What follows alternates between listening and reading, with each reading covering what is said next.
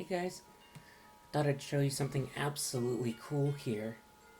So, ever since ever since 2012, I have been sampling, like loop-based sampling, various instruments, various bagpipes to make notes for electronic bagpipes, because electronic bagpipes actually used loop-based sampling to make the instruments sound the way they do, so that real bagpipes sound like, bagpipes and not like an ordinary tone. And so, earlier today I've been endeavoring on making samples for a bass Zampogna, a sei palmi, as it's called in Italian, or a 6-palm Zampogna in the key of G. So what I did was, I'll let you hear the samples individually, and then what I did was, I sampled them from Giovani Palermo, track number 2 on the La Zampogna CD, which I have. Pardon my screen reader voice here, but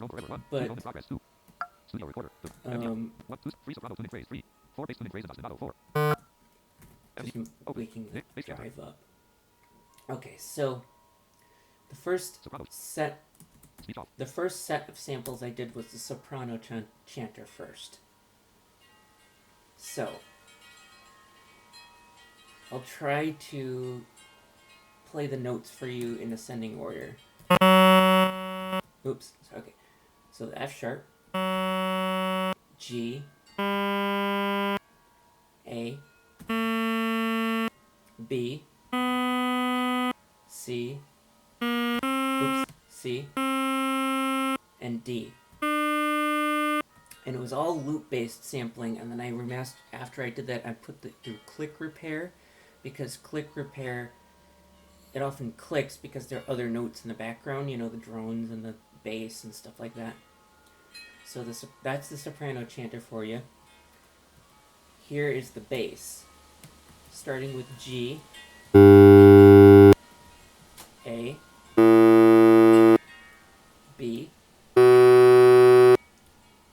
C, and D. Alright? So, and then lastly to end with the drone, which is a tenor. Relative to the bass and the soprano, that would be a tenor drone. I don't have a sopranina because I don't like the sound of the sopranina, and who needs it? I mean, it plays the highest note of the soprano chanter, and it makes no sense whatsoever to me. But anyway, that aside, what I've done is I've created a tuning phrase, okay, with both the bass and soprano chanter. Where am I? Okay. Okay, so it starts out with the tuning phrase. I had to time each note, and it really took a long time because you have to match the bass with the soprano, and you have to estimate, okay, if the soprano held this note for this long, and then this note for that long, while the bass is all holding one note the whole time through, you gotta kind of add all the notes lengths together, so it's just very, very difficult. But here's what I've come up with: the soprano chant, the tuning phrase, followed by a tarantella line for a soprano chanter.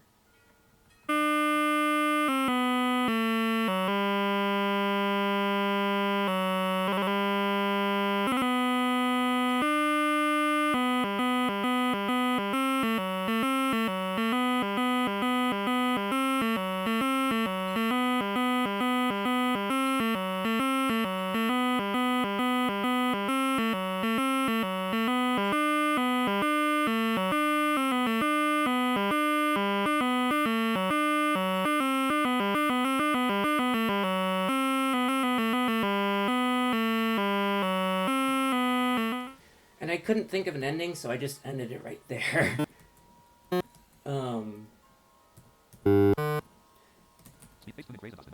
Now here's what the bass would play for the same thing.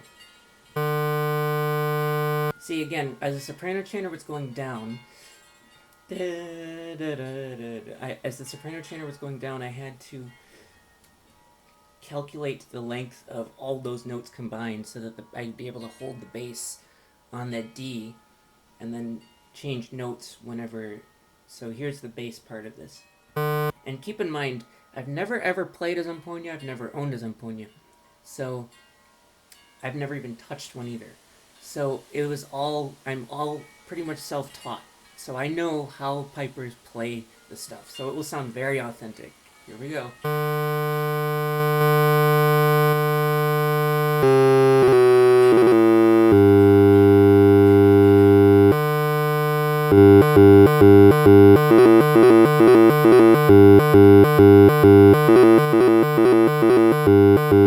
And then it loops over and over, okay? Now what I'll go into Audacity. Audacity, come on, wake up. Now I'm going to put bass tuning phrase in ostinato, like panned 0.75% to the left, right? Now for the soprano chanter. 0.75 to the right. And then the drone. Drone forever. I'm going to have to decrease all of these by... Okay, here we go. With the drone and the bass and everything. It's going to sound amazing, I'll tell you that. It's going to sound absolutely amazing. You Zampogna players, tell me what you think.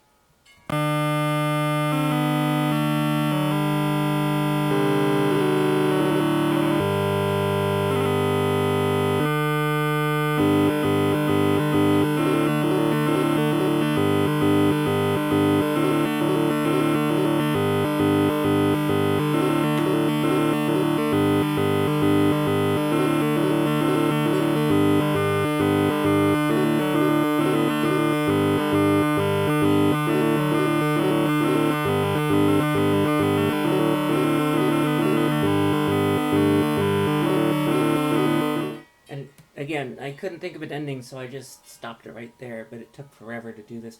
Now, in order to give the pipes some variation in tuning a little bit, with the bass, I'm going to add a little bit of a square wave vibrato, so it doesn't go like... A square wave vibrato is like a trill almost. Vibrato square 0.1 hertz, and it says initial def 2 cents each, so I'm going to do 1, so that is 2 cents below, 2 cents above. Right.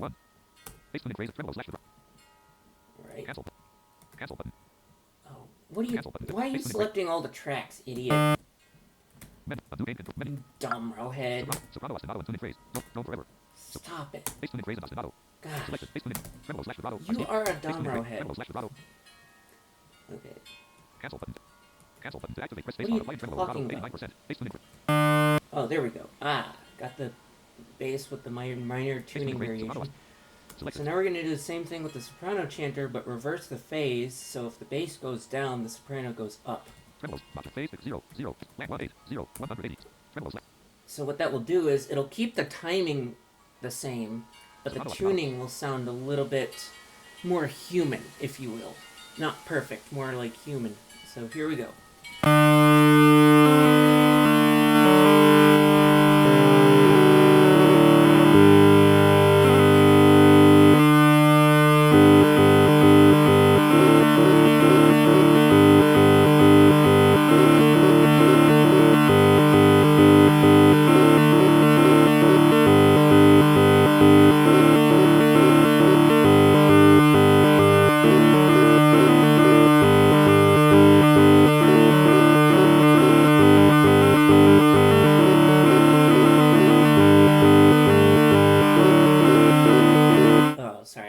Sorry for that wicked ending.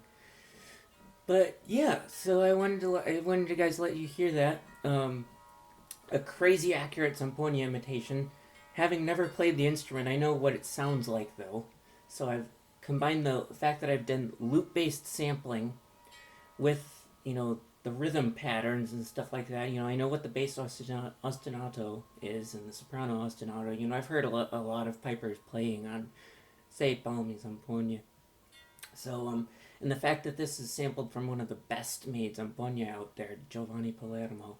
He makes amazing, say, palmi zampogne, as far as I know.